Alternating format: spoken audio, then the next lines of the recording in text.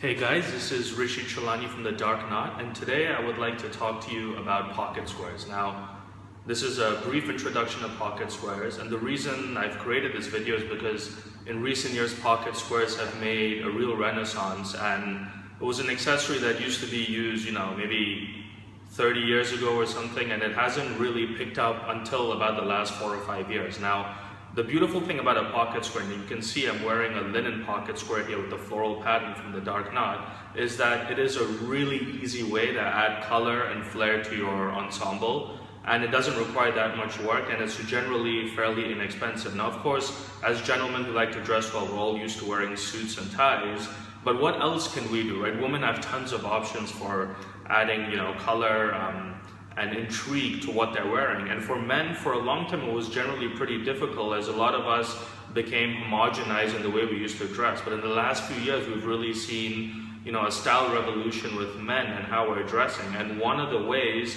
to add flair to your wardrobe and add that intrigue is to wear a pocket square. Now, the beautiful thing about pocket squares is they come in different materials. Now you'll ask, why does that matter so much, right? I mean, of course, it adds the textual variation the same way different tie materials would add textual variation to your ensembles. But the beautiful thing with pocket squares is because they come in different materials, they can be folded in different ways. Now, this is a linen pocket square here with a floral pattern, and this is what you would call, a traditional square or edge fold where you can see the edges over here, and you can see that this blue, matches elements of the shirt, and the burgundy contrasting edges match the tie. Now, I will talk about matching pocket square colors and patterns and fabrics to your ensemble in later videos, but this is a square fold. Now, you could alternatively replace a square fold with a silk pocket square, because that was a linen pocket square, and you just puff it up, right? And here you have a completely different look now. Now, this is a puff fold. You could even use a linen pocket square with a puff fold. So what I'm trying to get at is you can have a ton of variation just by using even the same square or 2 or 3 squares and just folding them in different ways, and you'll get a lot of different looks. Now, there are 2 things I would look for when you're buying pocket square, and that is to compare, well, one thing, but to compare the size of pocket squares across different materials. Now, with silk squares, because you generally puff them up like this, they get reduced in size substantially because you're essentially bunching it up and putting it in your pocket. So you generally need a larger pocket square. Now, The Dark Knot, we've done a lot of research on this. A lot of silk pocket squares in the marketplace are 13, 15 square inches.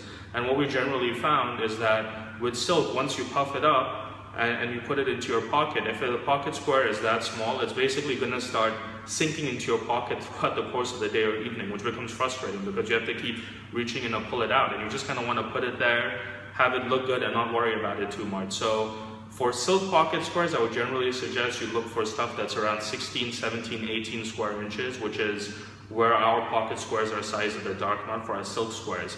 Now, for linen squares, as I mentioned, linen squares generally go better with a square fold or some kind of fold, like a pointed fold, but even can look good with a puff fold. But because linen squares are generally worn with a square fold or a 2 or a 3-point fold, I can get into pocket square folds in later videos, it's not bunched up as much as a silk square, so you don't need that big of a square to start off with.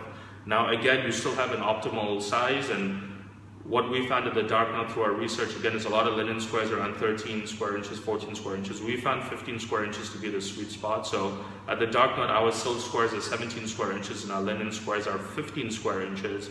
And the reason, as I've mentioned, is because of generally how people are predisposed to wearing pocket squares with certain folds. So with silk, they'll go for a puff fold, which means you reduce it in size significantly, and that's going to reduce the size of the pocket square when you bunch it up and put it into your pocket. So you need a bigger square to start with. And with linen, as I mentioned, with the folds, you reduce the size of the square less when you're folding it, and so you need less, you need a smaller square to start with. You don't need such a big square. So again, pocket squares are great.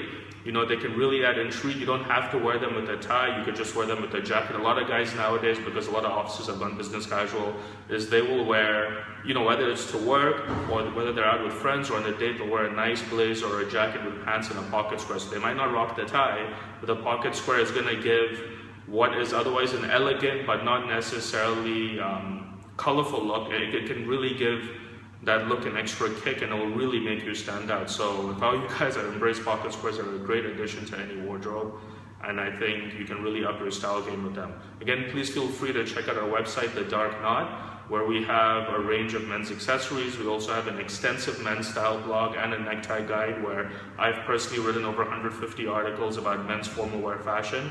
Or please feel free to subscribe to this YouTube channel below, where I will continue to bring you great content and videos that I hope you find informative. So thank you once again for choosing to watch this video, and I look forward to speaking to you in our next video. Thank you.